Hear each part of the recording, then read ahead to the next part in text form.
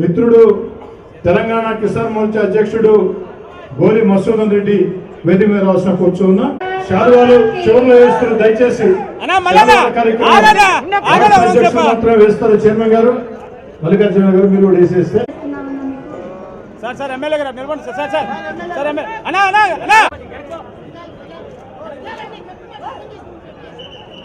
Madam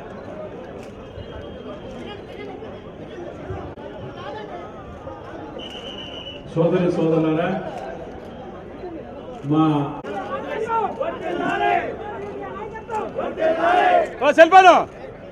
right Vamsi అంటే కొంచెం దాటి చేయండి. వంశీ ఎవరు పెట్టుకోవద్దు, త్వరగా త్వరగా.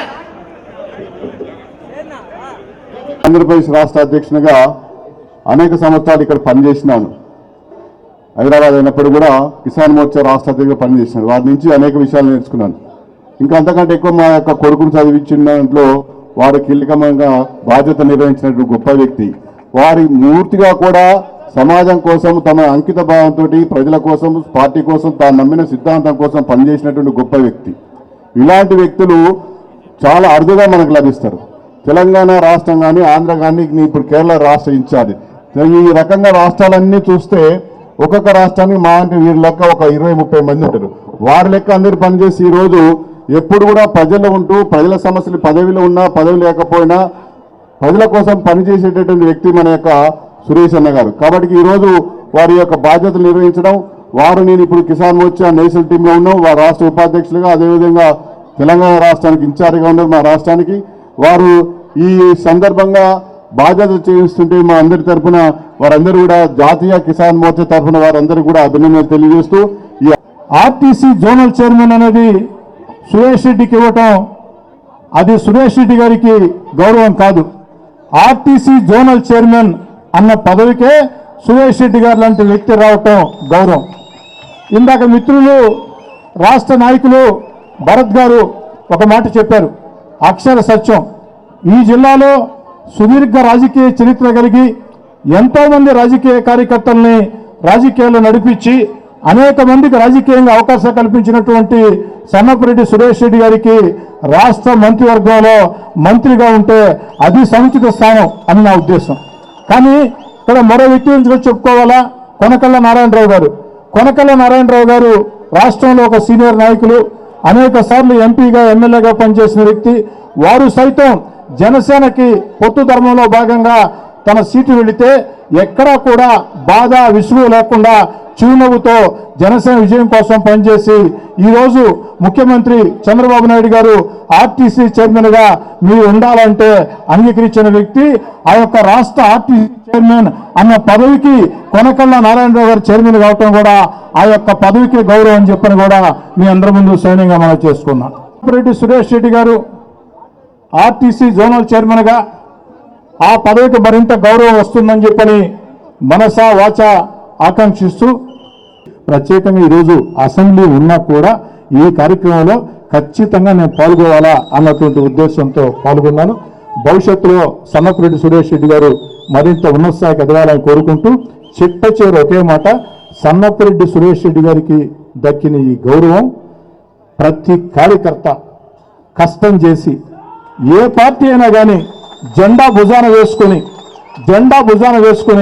ఎండనక పగలనక తాను నమ్మినటువంటి పార్టీ కోసం, తాను నమ్మిన నాయకుడి కోసం నిస్వార్థంగా తన జీవితాన్ని త్యాగం చేసి ఆ యొక్క నాయకుడి, ఆ యొక్క పార్టీ వెలుగులు నింపే ప్రతి సగటు కార్యకర్తకి లభించే గౌరవం ఈరోజు సన్నపురెడ్డి సురేష్ రెడ్డి గారికి ఇచ్చిన గౌరవంగా నేను భావిస్తూ మనస్ఫూర్తిగా వారిని అభినందిస్తూ, అతి సామాన్యమైనటువంటి కుటుంబాలలో నుంచి, బడుగు బలహీన వర్గాల్లో నుంచి, దళిత కుటుంబాల నుంచి, హాస్టల్స్ నుంచి ఒక విద్యార్థుల్ని నాయకులుగా తయారు చేయడమే లక్ష్యంగా నేను పెట్టుకోవడం జరిగింది.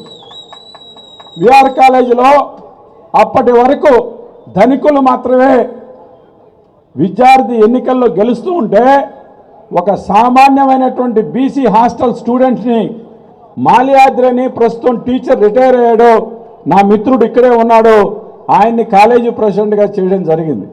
ఒక్క రూపాయి సొంత డబ్బులు పెంచుకోకుండా హాస్టల్ విద్యార్థులే రూపాయి దండి ఆయన ఆ రోజు చేయడం జరిగింది.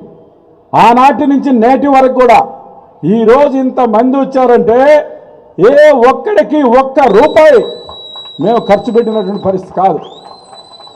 అందువల్ల కార్యకర్తలకు అండగా ఉండడం, ప్రజలకు సేవ చేయడం, నిజాయితీగా ఉండడం ఇవి మాకు వెనతో పెట్టినటువంటి విద్య.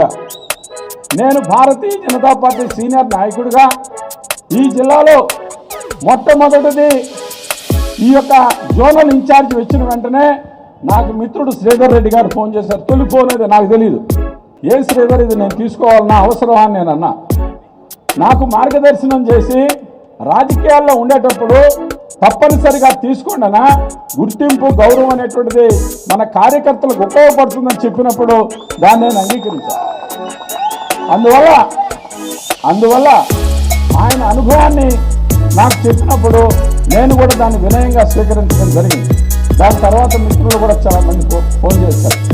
అందువల్ల సోదరులారా నేను చెప్పేది ఒకటే, నాకు పార్టీ సిద్ధాంతం కార్యకర్తలు ముఖ్యం మొదటిదని అట్లని చెప్పి అది ఏ యూనియన్ అయినా సరే ఆర్టీసీలో వాళ్ళందరూ నా కార్మికులు, నా సోదర సమాజంలో వాళ్ళందరూ నా కార్మికులు, నా సోదర సమాజం, ఇది నా కుటుంబం. ఏ ఒక్కరికి కూడా నా వల్ల అన్యాయం జరగదు.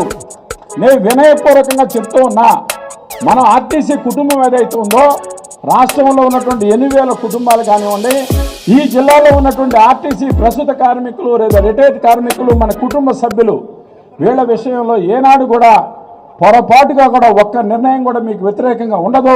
మీతో కలిసిమెలిసి ఈ ఆర్టీసీ అభివృద్ధిలో సంక్షేమంలో పనిచేస్తానని మాత్రం ఈ సందర్భంగా మీకు శపథం చేసి నేను చెప్తూ ఉన్నా. అందువల్ల మనస్ఫూర్తిగా మనం పనిచేద్దాం. నెల్లూరు జోనల్కి మంచి పేరు ఉంది. ఈడీ గారు నాకు చెప్పారు, అయ్యా మన జోన్ ఈరోజు కూడా బాగుంది, పెద్ద నష్టాల్లో లేవని. చాలా సంతోషం వేసింది నాకు. నేను ఒకటే విషయం చెప్తున్నా, ఇవాళ కొనకాల నారాయణ గారు చాలా పెద్ద మనిషి, చాలా సింప్లిసిటీగా ఉండేవాడు, రాజనీతిజ్ఞుడు, సీనియర్ పాలిటీషియను. వారి అండదండలతో మాకు 2-3 విషయాలు ఉన్నాయి. ఒకటి, మా ఆర్టీసీ కార్మికులు, వాళ్ళల్లో ఆనందం లేనిదే ఆర్టీసీ ప్రగతికి ముందు పోదు. రెండోది, ప్రజల యొక్క ఆరోగ్యం, ప్రజల సౌకర్యాలు. ఇది మూడోది, మా యొక్క అభివృద్ధి. ఆర్టీసీ మారుమూల గ్రామాలకు వెళ్ళాలా, మంచి బస్సులు తీసుకురావాలా, ఎలక్ట్రికల్ బస్సులు తీసుకురావాలా, అనేక రకాలైనటువంటి ఆలోచనలు. ఈ మూడింటి విషయంలో సమం చేయాలి. అయితే నేను ఒక్కడిని చేయలేను.